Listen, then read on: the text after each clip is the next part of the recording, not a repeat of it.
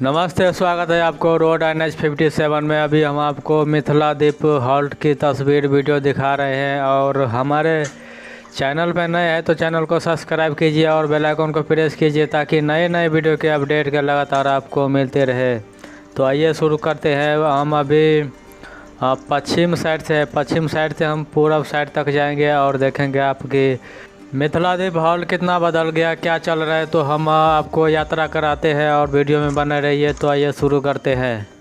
ऐसे में झंझारपुर और तमोरिया का बीच में का ये मिथिला दीप हॉल्ट रेलवे स्टेशन है और ये हॉल्ट 1 साल पहले बनकर तैयार हो चुका था और यहाँ पर कोई ट्रेन नहीं चला अभी तक। और जो दरभंगा से झंझारपुर तक जो ट्रेन चल रहा था उसको आगे बढ़ाना चाहिए था, तमोरिया तक बढ़ाना चाहिए था, वो भी बढ़ा नहीं पाया। तो ये किसका गलती है? तो ये बहुत बड़ा समस्या है। स्टेशन भवन बन के वो पुराना होता जा रहा है और यहाँ पर और जो कुर्सी ब्रेंच है यहाँ पर लग चुका है, शेड भी छोटे मोटे लग चुका है और ये बस ट्रेन का इंतज़ार है यात्रियों के लिए बैठने के लिए। जो ये यहाँ पर कुर्सी ब्रेंच है इसको नया लगाया जाएगा बाद में। और आपको महिला पुरुष के लिए यहाँ पर वॉशरूम भी बनाया गया है। और तमोरिया यहाँ से 3.50 किलोमीटर है और झंझारपुर यहाँ से 4 किलोमीटर की दूरी पे है और काफ़ी अच्छा हॉल्ट है मिथिला दीप हॉल्ट। आज धूप भी तगड़ा निकल चुका है और आपको एक यहाँ पर प्लेटफार्म एक ट्रैक नज़र आएगी और यहाँ के जो विलेज वगैरह सब है यहाँ से आपको दिखाई देगी। यहाँ ये सीधा पूरब दिशा है, इसके आगे है तमोरिया रेलवे स्टेशन।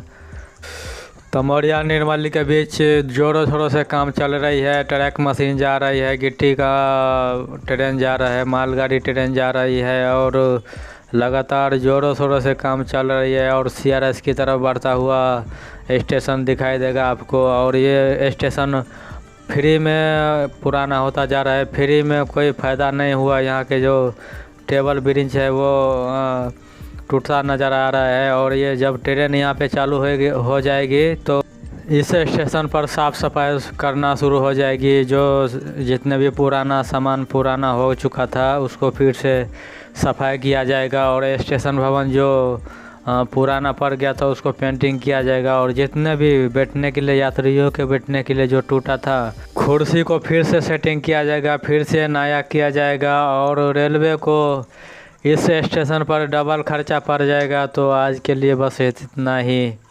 चैनल पर नए हैं तो चैनल को सब्सक्राइब कीजिए, बेल आइकन प्रेस कीजिए ताकि नए नए वीडियो के लगातार आपको मिलते रहे। जय हिंद, वंदे मातरम।